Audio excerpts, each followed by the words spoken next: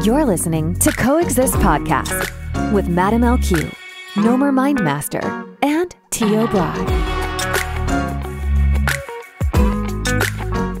Kamusta mga ka-existence? At nandito na naman tayo sa next episode ng Coexist Podcast. Yes, the #1 spiritual podcast in the Philippines. Talaga ba? #1 na? Kasi walang number 2 pa. Yan! Okay. And syempre, yan.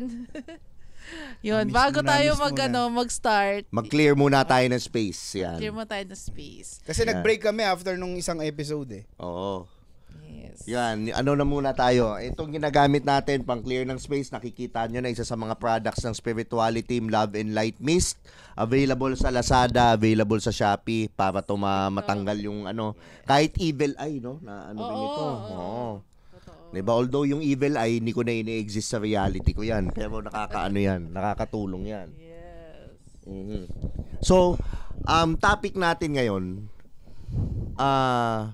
yung kwento ng master natin, syempre si Jesus. Diba? Si Jesus Christ, madaming, ano nga ba yung mga kwento niya? Ano nga ba yung talagang tinuturo niya? Yung essence nung tinuturo niya aside from us na living a Catholic life, a Christian life. Let's dig deeper into siguro, Noms, no? Into who really Jesus is and get to know him. Parang tropa, no? Parang tropa natin, kilalang kilala, Yes. no? Tropang Oo, pero kasi siguro when you love other people and when you love yourself, you also love God. You also love Jesus. I love Jesus. Diba? Yun naman yun eh. So, actually nung isang araw, nung pumunta ako ng concert ni Sherry, nag-perform ako. After nung nung performance ko, nanonood din si Father Mike. Father Mike.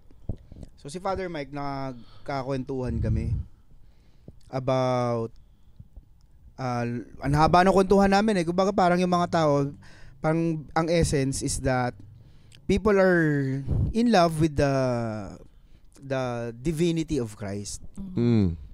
But he pointed out na we should also be in love with his humanity. Yes. So parang yun yung nakakalimutan natin na he is God and he's also human. So doon na napasok yung sa sinabi ko sa kanya na meron akong inaaral ngayon na text. Wherein dun sa text sinasabi is that, speaking of essence, si Jesus Christ pala is an essene. Ano yung essene? Oo, yun muna siguro. Dig down natin. Sa Jewish tradition, ano yung essence? Sa Jewish tradition or sa Judeo religion, 'di ba kung natatandaan nila, meron sa scriptures mga Sadducees at saka Pharisees. So, dalawang sekta ng ng Jewish yung church. Sadducees, hindi yung sadista. Iba yun. Sadducees, mga holy people, kahit sabihin natin pare. During that time, mga religious people. And apparently, may minority na isa pang grupo na hindi nabanggit. Hindi nabanggit sa mamaya tatalakayin natin bakit hindi nabanggit. And yun yung mga essenes. Yung mga Essenes pala, they really follow a very mystical tradition. And si John the Baptist, kung makikita mo yung book ng Essenes, very apparent na si John the Baptist lived the Essene way.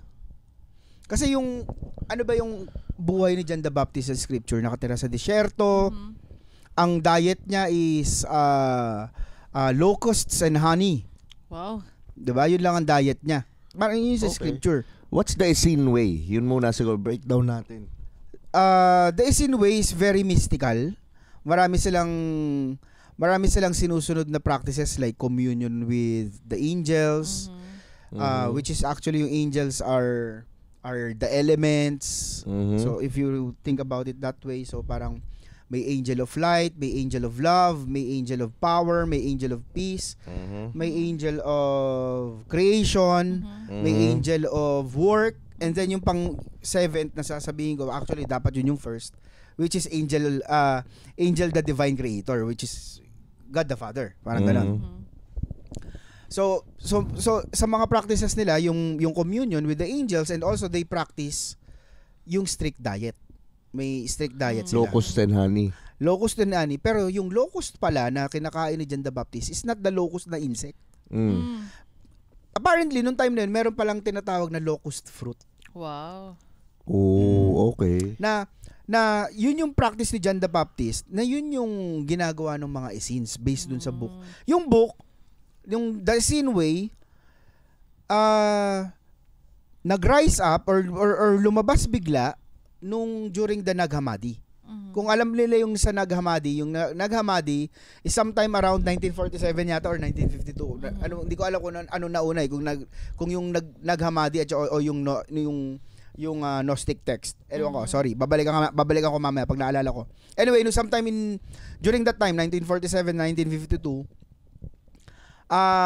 yung may isang batang farmer, may batang pastol, shepherd, na naglalaro, bumato dun sa kuweba. Pagbato niya sa kuweba, may nabasag ng mga palayok.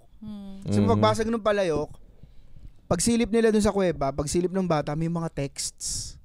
So yun, nandun yung iba-ibang gospels, like the Gospel of Thomas, nandun yung and some other Lost books. Lost books, and also mga existing books na nasa Bible that we know of. Especially yung mga nasa Old Testament, like the Torah, the Tanakh. So ibig sabihin, yung mga Essenes kasi, dun sila nakatira. Sa Quran. Sa Qumran. Dun sila, yun yung area nila, Qumran. So, sila yung nag-preserve talaga ng mga texts na hindi na isama sa Bible, sa canonized version ng Bible natin. Kasi nga, kung alam lang din nila yung history, during the Council of Nicaea, pinagbawal talaga, based on, okay, tumatalon-talon ako, pero ang reference kasi natin historically, no, meaning hindi kasama yung Bible, ang reference natin yung mga historical writings ni Josephus. Si Josephus is a historian and archaeologist. So si Josephus, meron siyang mga binabanggit na mga Essenes at saka Nazarenes. So apparently, wala palang lugar na Nazareth. 'Di ba ang alam natin Jesus from Nazareth? Wala palang lugar na Nazareth. Okay. Ang meron is yung lugar na Nazar. Tapos yung Nazar, may mga practitioners doon which was called Essenes. Thus the term Nazarene. So pag sinabing Nazareth, yun pala yung sekta, hindi siya necessarily lugar. Okay. So doon daw galing yung practice ni Jesus Christ, yung in terms of mystical tradition. Tapos lumabas nga yung mga lost texts like the Book of Essenes. So may mga tao ngayon inaaral yung Jesus Christ the Essenes.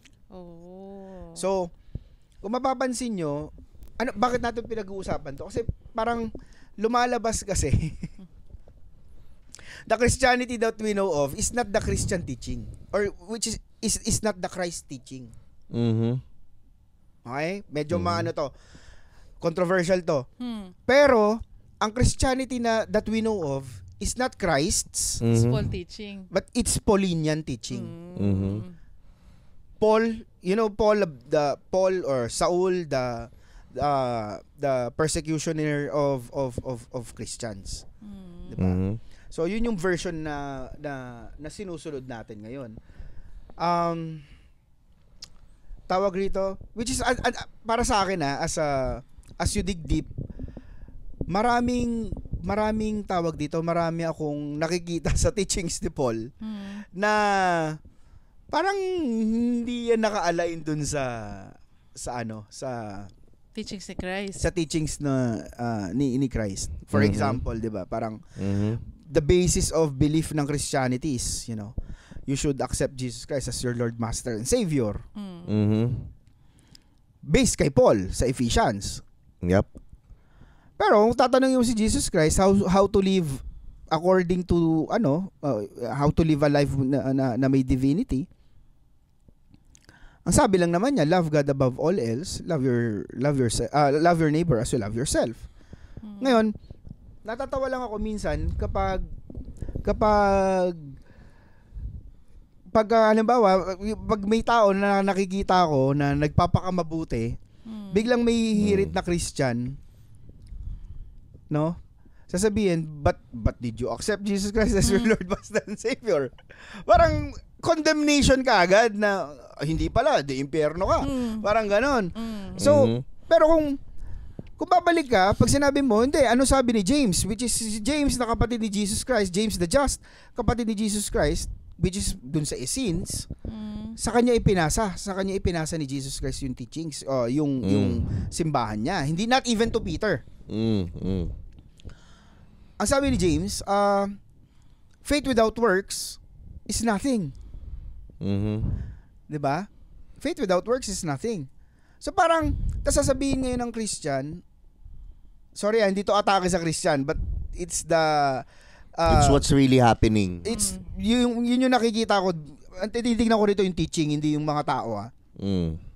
Pero ang sasabihin, i-refute with by faith through works, not through works, but by grace you were saved, not because of your own deeds, so that no one may boast. Hey, para sa akin ang logic ko, wait lang. You are trying to refute Jesus Christ's teaching. You're trying to refute what Jesus Christ has said with what Paul has said. Who in the first place never met Jesus Christ. Hindi nga niya nakasama. Never silang nagkita. Pwedeng nagkita lang sila doon sa isang lugar. Nakikita niya nakatanaw siyang gano'n. And at the time, nagpe-persecute pa siya ng Christian. So parang, parang, tawag rito, hindi kaya tayo nagkakagulo-gulo. Mainly because our version of the Christ teaching is inherently flawed. I think so. And I think so. I think it's inherently flawed. And actually may mga tinitingnan akong references like sila Dr. James Tabor, who's a very theologian na very reputable. They're saying the same things na iba yung teachings daw dun sa mystical tradition, which is yung mga Gnostics.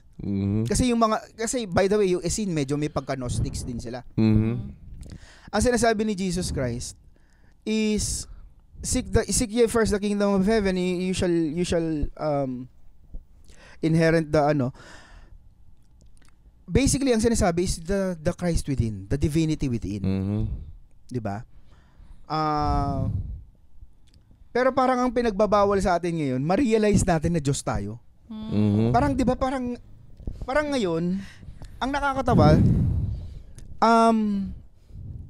pag sinabi mo ngayon that God is within me or nasa akin ng Diyos, or I and the Father are one, pag sinabi mo ngayon, sasabihin sa iyo ng mga religious, heretic.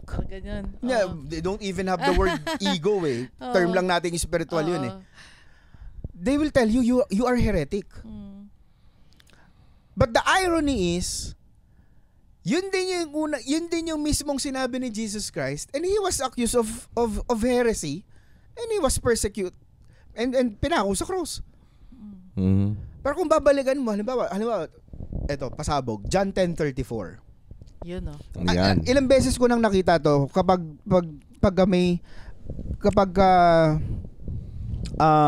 may mga nakakausap ako, kasi kami nila Clive, 'di ba, nag-aano kami, nagbi-big room kami sa Oculus, yung virtual reality.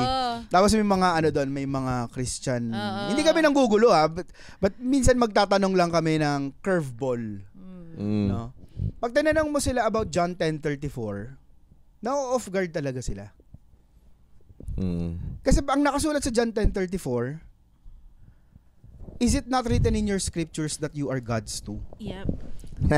And si Jesus Christ yung nagsasabi Bigyan mo ng context, Bri. Bakit niya sanabi yun? I'm sure alam mo yan.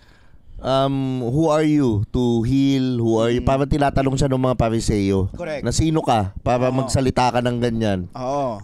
Correct. Sino ka para dahil nagpapatawad ka ng mga kasalanan? Sino ka? Katulad nun, hanggang ngayon, pagka nagpapatawad tayo, parang sasabihin, hindi, si Jesus Christ lang pwede magpatawad sa'yo. Diyos lang makakapagpatawad sa'yo. Hindi pwede.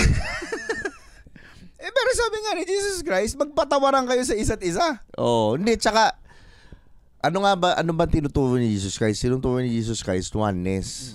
Ikaw, ako, ikaw, ako, siya din. Parang ganon. Lahat tayo, God and us, are all connected. Pagdating sa dulo ng tatsulok, iisa lang tayo lahat. So parang oneness yung pinopromote niya. Niyakap niya lahat. Kahit Samaritan, kahit nakitungin, nung kumatok niyakap ako, niya. diba?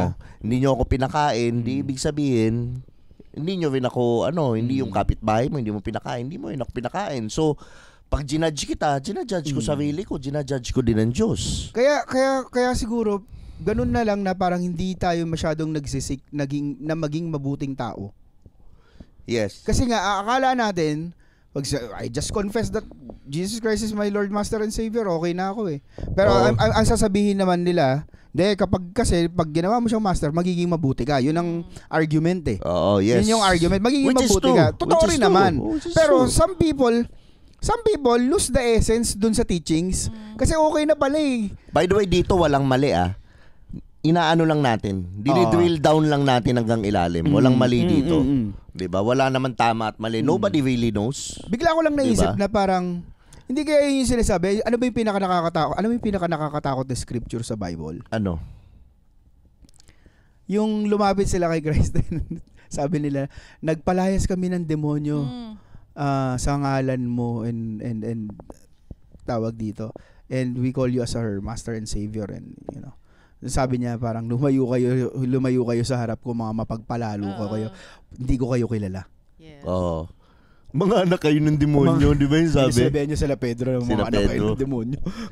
Diba? So, parang hindi kaya dahil hindi mo ginagawa yung ginagawa ko, yung sinabi niya, follow me. I am the way, follow me. Malalim yun. Hindi yun sinabi na maging Kristiyano ka or maging sambahin mo ko. Never na sinabing worship me. Tsaka never niya naman sinabing maging reliyon tayo, maging Christian tayo, maging ano. Hindi kaya yun yung sinasabi niya na gawin mo yung mga ginawa ko, na kung paano ako nagpakain ng, kung paano ako nagpatawad, paano ako nagpagaling, the good works. Kasi lahat naman yan, si Buddha. Baka pag sinabi mong master mo siya, pero hindi mo naman ginawa yung nagri-ring yung tenga ko. Ang dami Nagri-ring yung tenga ko. Ginawa mo, sinabi mong master mo siya, pero di mo naman ginawa yung mga ginawa niya. Baka pagharap mo sa kanya, sabihin niya sa'yo, umalis ka rito, hindi kita kilala. Itatawa ka niya. Tsaka yung malala yung tinatawag mo siyang master mo, yung master mo nga pinopromote love, teacher, greatest teacher of love yung master mo, 'di ba? Same as Buddha, Muhammad, they're all teachers of love. Parang yung sinasabihan mong master mo, tapos ikaw nagja-judge ka naman ng ibang tao, tapos sinasabi mo naman yung mga Buddhist mapupunta sa impyerno, tapos sinasabi mo yung mga Hindu mapupunta sa impyerno kasi hindi nila kilala si Jesus Christ. Ito yung concept sa akin. What if napakabuti mong tao, maayos ka, nagmamahal ka ng kapwa mo, mahal mo yung Diyos mo, tinutulungan mo, and then siyempre Hindu ka, for example, or even Buddhist ka. Ibig sabihin yung mga monk, kahit na they lived a peaceful life, a loving life, mapupunta sa impyerno? Doesn't make sense. 'Di ba? Hindi ko parang What sa kind akin, of a loving God is that? I'm not even assuming na ganun siya, ha? Oo. Pero ito nga tatay mo, tanungin mo. Halimbawa, ikaw kung napanood nyo yung si Jeffrey Dahmer. Okay, napanood nyo yung Dahmer. Si Dahmer talagang serial killer, mapagpatay. Pero kung mapapanood mo dun sa movie, yung tatay niya, sobrang mahal na mahal siya.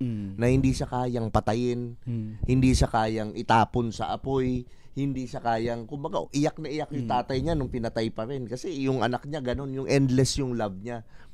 And the fact is, sila yun, tao yun. What more si God? Si God absolute ang love ni God. Ba't gagawin ni God na itapong kayo sa apoy? 'Di ba? Well, may lugar si Satan. May lugar talaga.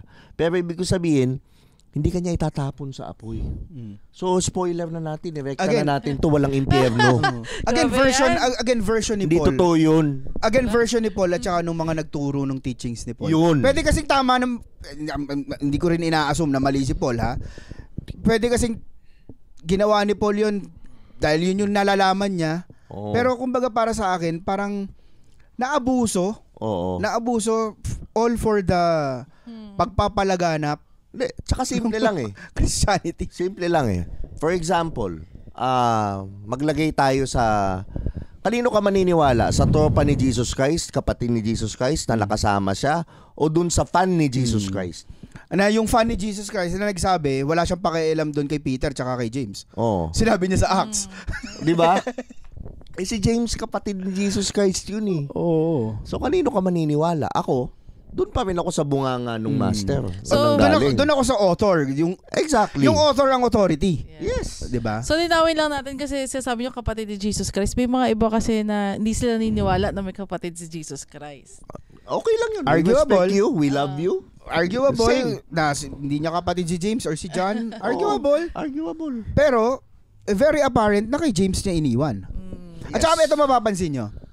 Sa Essene tradition, meron silang, palagi silang 12. Sa Essene tradition, 12 talaga sila palagi kapag nagmi-ministry. Tapos dun sa 12 na yun, may big 3.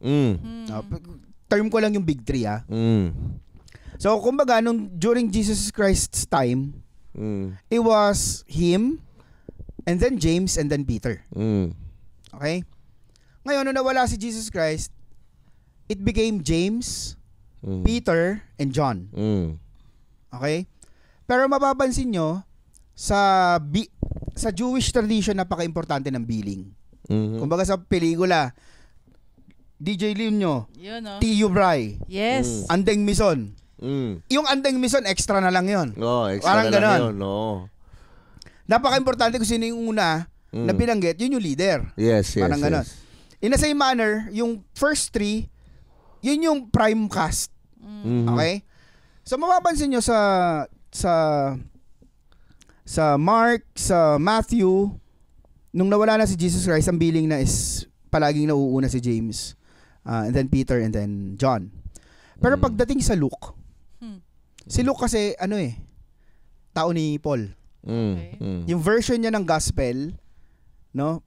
Version na nung tao ni Paul, si Luke. Mapapansin nyo, it's Paul, Peter, and John. Wala si James. Tinanggal nila. Tinanggal nila si James. Sino ka, Paul? Hala.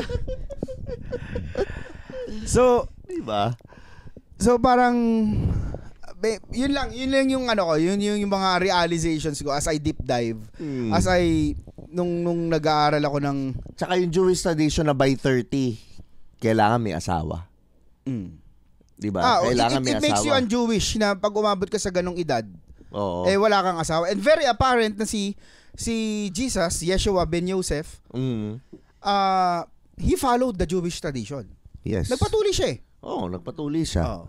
Ano ka ni Abraham, lineage ka ni Lineage Abraham, tsaka ni Adam. Hindi niya pinakitang above siya Pinakita niya sakop din siya dun sa tradition Adamites, kumbaga yung mga... So asawa talaga ni Jesus si Mary Magdalene.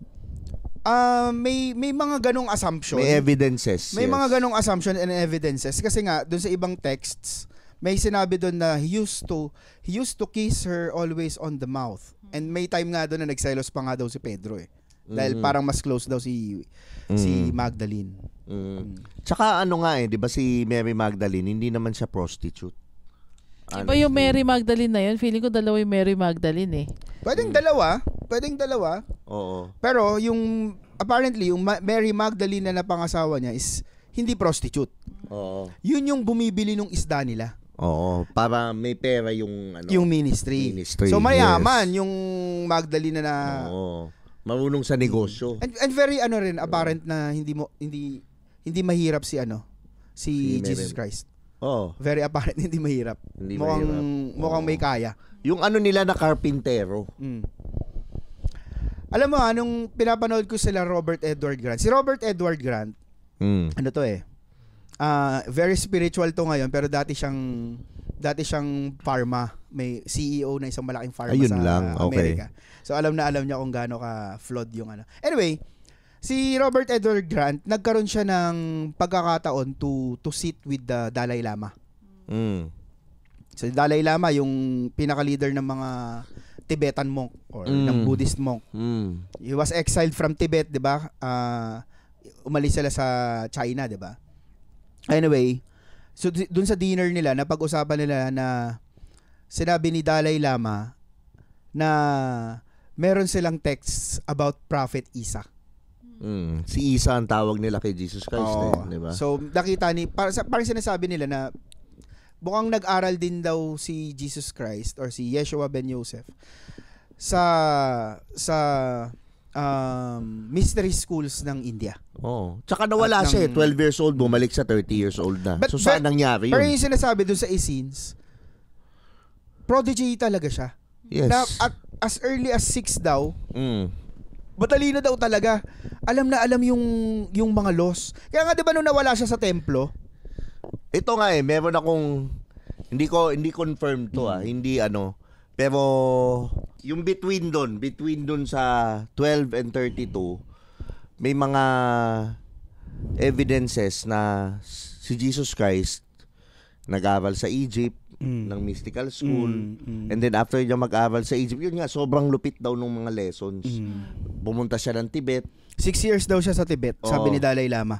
Yung Tibet niya, grabe din daw yung mga lesson. Nilagay siya sa kwartong madilim na doon siya nag-aral ng laying of hands, yung Reiki. Sa India. Reiki na tawag India. natin. Sa India. Yung sa Tibet, yung kumbaga yung cleansing, yung tapos yung Reiki, inaral niya sa India, yun yung laying of hands na sinasabi nila ngayon. And then, yun nakasakay na siya sa donkey. Parang ganun. Pagbalik niya dun sa Passover. Sa Passover. So, may sinabi nga nila, bangkay nga daw ni Jesus Christ, nasa Kashmir Narinig ko din may yan. may ganung Jesus in Kashmir. Kaya may Jesus in India rin. So, sobrang badass spiritual talaga si Jesus Christ. And, kung totoo yung mga yan, let's assume. Yes. Let's play pretend na totoo yan. It doesn't necessarily mean na he's not divine. Exactly. Or it doesn't make him lesser of the Jesus Christ that we know of. In fact, baka mas lalo mo pa siyang ma-appreciate kasi nakita mo yung progression. Actually ako, yun nga kasi yung family ko sobrang Catholic din. So yung papa ko, sinasabi niya sa akin na baka ganito, ganyan. Ano ba yung spirituality? Ganyan. Nung sinabi ko sa kanya na mas lalo ko nga naintindihan si Christ Mas lalo ko nga minamahal si Christ ngayon Kasi mas grabe pala yung love niya, mga ganon. Nung sinabi ko yun, parang mas naintindihan na niya na parang okay naman pala. Parang kami, pag yung mga matalinong kwentuhan namin ni Father Mike, yan, Catholic priest yan. Hindi ko bubuuin yung pangalan, basta kaibigan ko yan. Mas natutuwa siya na, talaga, may ganyan? Talaga? Pakita mo nga sa akin. Alam mo yun, enthusiastic siya na malaman yan. Kasi sabi nga niya, parang, yun nga, dahil mahal natin yung divinity niya, dapat mahalin din natin yung humanity niya. Yes. Yung pagiging tao niya. Para sa akin, yung naging tao si Jesus Christ, para makita natin yung example kung paano ba tayo maging... Dapat mamuhay. Kasi, di ba sabi niya, di ba pag akyat niya, di ba nung nag-resurrect na siya, sabi ng mga apostles, di ba parang mamimiss siya and all. Pero sabi niya, hindi daw siya mawawala. Kasi parang yun yung pagbaba ng Holy Spirit. So parang feeling ko yung Holy Spirit, yun yung pagbaba ng Christ consciousness sa mga tao. So parang napakita na niya yung example. Now it's time to you naman to embody yung Christ consciousness. And sabi niya, mas malupit yung gagawin nyo. After me, you will do greater works and wonders. And circling back to John 10:34, talaga I wanna hit this stress this one really to as if nail in the coffin. Ang sinabi niya, is it not written in your scriptures that you are God's too? Sa Tagalog hindi ba nakasulat sa inyong mga kautusan na kayo yung mga Diyos din? So kung in love tayo sa kanyang divinity, let's all be in love also with our divinity. At the end of the day, lahat tayo naniniwala na souls tayo. Tama. Lahat tayo naniniwala na may kaluluwa tayo. Pero may mali kasi Ang tingin kasi natin, tao tayo na may kaluluwa. Or tao tayo na kapag namatay, magiging kaluluwa. Yes. Diba?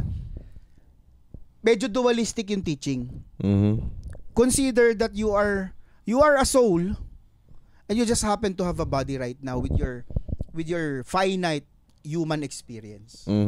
So if you're considering that you have a soul, consider also that you are divine in nature. Yes. Kasi anak tayo ng Diyos eh. Pag anak ka ng Diyos, ang Diyos ba pag nanganak aso? Hindi. Anong anak niya? Diyos din. Well, yun kasi ang dinidikdik sa atin talaga ng religion eh, na tao ka lang, makasalanan ka, ano sabi niya? You filthy humans. Tumingin ka sa mata ko. Ano sabi niya? Ano yan? Yung nagti-TikTok, basta you filthy, human. Oo. Parang yun yung illusion sa spirituality, yun yung illusion of separation na nalalayo ka kay God. Nalalayo ka kay God pag hindi ka nagmamahal ng tao. Hindi mo minamahal yung Diyos, hindi mo minamahal yung sarili mo, nalalayo ka kay God. Pero if you're embodying love, then sa tingin mo ba hindi matutuwa si God sa iyo? 'Di ba? Yeah. Yun yung sinasabi mo kanina na tawag rito, yung follow me. Jesus Christ doesn't want us to be Christians. He wants us to be Christs. Yun yung ibig sabihin ng follow me. Yung Christ hindi po apelyido yun. Titulo po yun. Wala pong apelyido si Jesus Christ. Ang pangalan niya is Yeshua bin Joseph. Ibig sabihin, Yeshua anak ni Joseph. Or Jesus anak ni Joseph. Parang ganun. Tsaka meron pa nga na, every time you say Jesus, inimplant ng Roman Empire daw yan, na ang ibig sabihin ng Jesus is Hail Zeus. It's the Roman Empire, really. It's the Roman Empire, basically. Actually, nagre-resonate ako dun sa Da Vinci Code na movie. Parang feeling ko totoo talaga siya. Na parang pine-preserve nung mga certain religions yung divinity ni Christ. To the point na tinago nila sa public yung pagiging tao niya. And dinidestroy nila yung mga evidences and all. Yun. So, panoorin niyo yung Da Vinci Code. Pero kita mo, may divine will talaga. Bakit nung 1947, 1952, yung mga lost books biglang naglabasan. Just in time for the second coming. Tsaka actually, diba? Just in time for the second coming. And I believe na ang second coming is not a literal second coming of Jesus Christ. But ang sinabi niya, the Christ will come again. The Christ. Hindi niya sinabi. Diba? So, perhaps it's the second coming of the Christ consciousness. Yes. Oh, yun yung ma-realize natin na tayo rin si Christ. Yung Christ consciousness. That He lives in us, within us. Yung parang second coming ng, yung totoong teachings ni Christ, di ba? Yun. Simple. Para sa akin, napakasimple lang tinuro niya. 3 lang. Mahalin mo Diyos, mahalin mo sarili mo, mahalin mo kapwa mo. Oh, mahalin mo kapwa mo. Kasi yan, triangle yan, iisa yan. Same, no? Laging Trinity. 3. Father, Son, Holy Spirit. Pagdating sa taas, ma-realize mo, tayo lang pala lahat. Yun, iisa pala tayong lahat. Ba't tayo nag-aaway? Perhaps we are the one divided into many, simply finding joy in becoming one again. And tama rin na iba-iba tayong religion ngayon. Hiwa-hiwalay tayo. Sabi mo nga, paano natin magsasama-samahin ang hindi magkakaiwalay? Correct. Part yun eh. So, ang galing ni God. Kumbaga sa one, di ba? Kung kahit sa math is the language of God. Yung one, pag dinivide mo siya into how many, habang pataas yung divisor mo, pabalik ka ng pabalik. Sa one. Sa one. Oh. Why not? Oh, another argument pa yan. Pag napanood mo yung Terrence Howard, Joe Rogan. Sabi ni Terrence Howard nga, the two. Yung 2, kapag in-square root mo, then cube root mo, then you divide it by, was it 6 or 4? Pabalik ka lang, circular, pabalik-balik ka lang din. So, yung 2, meaning duality. Yun yung ibig sabihin nun. So, kung yung duality, dinivide mo ng dinivide ng marami, maiikot-ikot ka lang. You can only find the path if you know one. if you realize you're part of the one. Tama. Tama. 'Di ba? Yun lang talaga yun eh. So, sa akin, napakasimple lang. Magmahalan tayo. 'Di ba? Pag nagmamahalan tayo, hindi tayo nagja-judge ng isa't isa. Nagtutulungan tayo. Walang illusion of separation. And I think it's okay na magkakaiba tayo ng perspective. Yes. I mean, it's all part of the divine plan. It's all part of the divine plan. Kumbaga parang lahat naghiwa-hiwalay from the Garden of Eden. Lahat tayo were trying to find our way back to the Garden of Eden. Pero syempre dahil magkakahiwalay tayo, magkakaiba ng path, ang pabalik. Exactly. Although yung iba nga lang, gustong lumayo. Yung iba nangahatak, ang tamang path lang itong sa akin. 'Di ba? Pero kung titingnan mo, iisa lang ang Garden of Eden at lahat tayo dun din papunta. Kung yun ang pupuntahan mo. Yun ang balak mong puntahan. Exactly. The last resort, the lost paradise. Oo. Yun talaga eh. Walang tama, walang mali.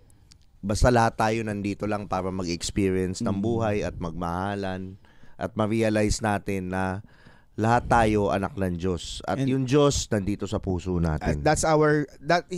Perhaps God is our common denominator. Exactly. Realize that. Realize that. Yun lang. Tsaka, kung ano man yun na ano nyo kay Jesus Christ, madaming theory, madaming ano. Pero, huwag nyong kakalimutan yung teachings niya na maging gayahin nyo ako. Simple, gayahin nyo lang ako. Tumalin nyo yung kapwa. Kung paano ko minahal ang Ama, paano ko minahal kayo. Oo. Gayahin nyo ako. So regardless of whatever religion, whatever paniniwala mo, we respect you, we love you. Pero yun nga, basta as long as nagmamahal ka ng tao, lahat yan tama. And kasama sa pagmamahal yung respeto. Exactly. Yung respeto, 'di ba, na iba-iba yung perspectives. So at the end of the day, we can all coexist. Yes. Yun lang. Pasalamat. Maraming salamat sa Starseed Clothing. Siyempre ang clothing namin ni DJ Lunyo na nag-i-inject kami ng spirituality. Ililink down below namin yung mga links kung saan nyo makukuha itong polo na to na duality. Susuot ko rin sa ibang mga episodes siguro yung mga ibang design. At maraming salamat kay Doc Jonas Seneca ng Jansen. Thank you sa'yo. And kung gusto mong mas maging guided ang yung spiritual journey, you can check our spiritual items and products sa Spirituality. Type mo lang yan sa Facebook or visit our website, spiritualteam.ph. You're listening to Coexist Podcast with Madam LQ, Nomer Mindmaster, and Tio Brad.